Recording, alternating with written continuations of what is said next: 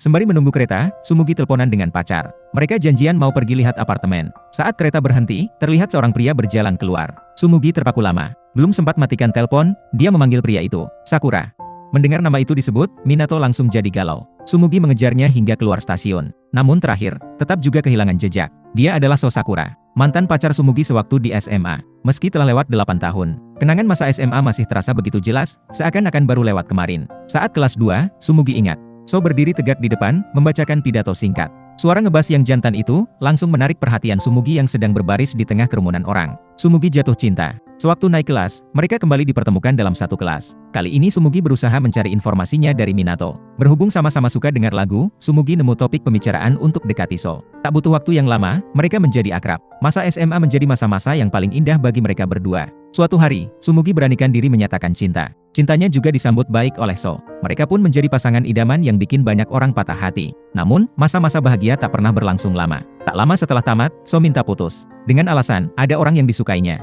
Karena itu juga, Sumugi tak bisa move on. Dia tenggelam dalam kesedihan selama bertahun-tahun. Hingga suatu hari, di sebuah acara reuni sekolah, Sumugi dan Minato kembali berjumpa. Sebenarnya Minato yang duluan menyukai Sumugi. Tapi apa daya, sang gadis idaman sudah punya pujaan hati yang lain. Minato hanya bisa diam-diam menyimpan perasaan itu. Semenjak putus dengan So, Sumugi jarang senyum. Dia selalu menyibukkan diri dengan kerjaan. Minato menghibur, serta setia menemani. Hingga akhirnya Sumugi bisa move on. Makan dan tidur juga mulai teratur. Perlahan-lahan mereka pun jadian. Cinta yang bertepuk sebelah tangan itu, akhirnya terbalas juga. Kini sudah masuk tahun ketiga mereka bersama. Namun, terkadang hidup ini tidak selalu berjalan sesuai keinginan kita. Sekian lama So lost kontak dengan teman-teman. Mendengar namanya disebut Sumugi, Minato menjadi tak tenang. Semua orang tahu, jika masa itu So tak minta putus, Minato tak akan punya kesempatan jalan dengan Sumugi. Saking menyukai musik, Sumugi bekerja di toko kaset. Memandang album-album idola kesukaannya, dia teringat masa-masa indah dulu. Begitu nostalgia. Semenjak pertemuan kemarin, setiap pulang kerja, Sumugi mampir ke stasiun kereta itu. Berharap bisa bertemu So sekali lagi. Namun setelah menunggu dan menunggu, hasilnya nihil. Minato mulai bertanya pada teman-teman tentang informasi So. Tak ada yang tahu kabar terakhir si sahabat. Minato pulkam, singgah ke rumah orang tua So minta nomor kontaknya. Kedatangan Minato membuat adik So mengira, teman-teman sudah pada tahu kondisi abang. Dengan polos, dia keceplosan masalah pendengaran si abang. Berita ini membuat Minato shock. Dia dilema, tak punya keberanian cerita pada Sumugi, juga tak bisa pura-pura gak tahu. Minato mencoba chat So, tapi tak dibalas. Keesokan hari, Sumugi dan Minato janjian lagi untuk lihat apartemen. Saat Sumugi keluar dari stasiun, dia mengeluarkan earphone Bluetooth. Tapi earphone terjatuh, bergelinding hingga ke kaki seorang pria. So memungutnya. Dia dan Sumugi saling bertatapan. So salah tingkah, dia langsung pergi. Kali ini Sumugi tak ingin lagi kehilangan jejaknya. Dia terus mengikutinya dari belakang. Sepanjang jalan, Sumugi terus berbicara. So makin percepat langkah. Sumugi menarik tangannya. So terpaksa berhenti. Sumugi sangat senang. Dia tak berhenti berbicara. Terakhir dia keluarkan HP mau minta nomor kontak So. So terlihat sedih. Dia menggunakan bahasa isyarat.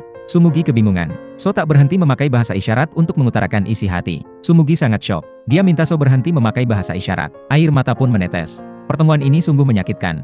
Sumugi tak berhenti menangis. Saat ditelepon Minato, dia tak bisa fokus lagi. Minato punya feeling tak enak. Karena tadi perginya buru-buru, So terbawa earphone milik Sumugi. Dia minta nomor kontak Sumugi melalui Minato. Pertemuan kedua kali, So cuman ingin mengembalikan earphone. Tapi masih banyak yang ingin ditanyakan Sumugi. Suasana sangat canggung. So terlihat minder, hanya ingin secepatnya mengakhiri pertemuan. Malamnya Sumugi bertemu Minato. Minato berterus terang dia sudah mengetahui duluan tentang kondisi So. Hanya saja tak ingin Sumugi khawatir. Kini Sumugi juga sudah mengetahui. Dia mengeluarkan selembar flyer kursus bahasa isyarat. Sumugi pasti membutuhkannya. Agar bisa berkomunikasi lancar dengan So, Sumugi mengikuti kursus itu, lalu mengajak So keluar, memperagakan bahasa isyaratnya yang masih sangat terbatas. Mereka bercerita panjang, waktu serasa kembali ke masa dulu. Rupanya selepas perayaan kelulusan, telinga So sudah mulai berdengung. Terkadang dipanggil, juga tak kedengaran. Hasil diagnosis dokter, So mengalami penurunan kemampuan pendengaran. Artinya, perlahan-lahan akan kehilangan pendengaran total. Sebenarnya waktu itu sempat ingin kasih tahu Sumugi. Namun melihat keceriaannya, So pun mengurungkan niat. Dia memilih menanggung penderitaan ini sendiri. Walau semua ini telah berlalu, namun mendengar cerita So, hati serasa disayat-sayat. Sewaktu bubar, So mengantar Sumugi pulang. Tiba di persimpangan, kebetulan Minato juga mau ke rumah Sumugi. Mereka bertiga pun berjumpa. Suasana menjadi canggung. Melihat tatapan Minato pada Sumugi, So bisa menebak hubungan mereka berdua. Dia pun pamit duluan. Sebenarnya So masih bisa berbicara, tapi itu di depan keluarga saja. Karena tak lagi bisa mendengar suara sendiri, So tak pede berbicara. Dia lebih nyaman menggunakan bahasa isyarat. Adik So main ke rumah. Dia tak enak hati. Gara-gara keceplosan, kondisi abang jadi diketahui orang. Semenjak terdiagnosis gangguan pendengaran, So tak ingin teman-teman tahu. Tak ingin mereka jadi khawatir. Sewaktu kuliah, dia memakai alat bantu dengar. Hidupnya berubah total. So jadi pendiam, tak punya teman di kuliah. Terkadang teman sekelas bisa tiba-tiba berteriak dekat telinga. Saat naik sepeda juga dikira pakai earphone dan kena tegur polisi. So kesepian. Hingga suatu hari di tempat seminar untuk orang yang berkebutuhan khusus. So berjumpa Nana. Dialah orang yang mengajarnya bahasa isyarat. Hari itu So berkunjung ke rumah Sumugi. Ingin meminta maaf. Takut kehadirannya akan merusak hubungan Sumugi dan Minato. Dan setelah lama ngobrol menggunakan HP, dia dan Minato kembali akrab seperti dulu.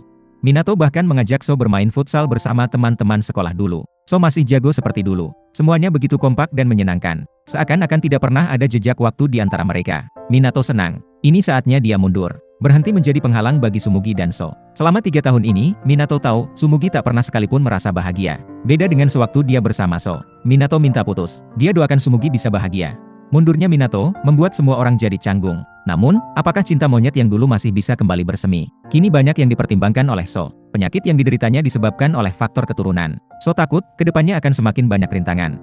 Sumugi pelajari bahasa isyarat dengan giat. Mereka janjian ketemuan di sekolah dulu, menulis menggunakan kapur di papan tulis, menjelaskan isi hati masing-masing. Dan di tempat yang sama, posisi yang sama, mereka kembali mengulang pidato dulu. So menyampaikan pidato di panggung menggunakan bahasa isyarat. Walau suara merdu yang dulu kini telah menjadi silent, namun perasaan yang tertinggal masih sama tak berubah. Ending cerita. So membisikkan sesuatu di telinga Sumugi. Ini pertama kalinya Sumugi mendengarkan suaranya setelah sekian lama. Di dunia ini, tak ada jaminan suatu hubungan bisa terus bahagia hingga selamanya. Ada kalanya beda pendapat di antara kita. Jika saat itu terjadi, mungkin diam adalah solusi terbaik untuk sama-sama dinginkan kepala. Komunikasi tidak mesti berasal dari ucapan. Sebuah gestur tangan yang lembut atau tatapan mata yang hangat juga bisa membuat pasangan kita bahagia.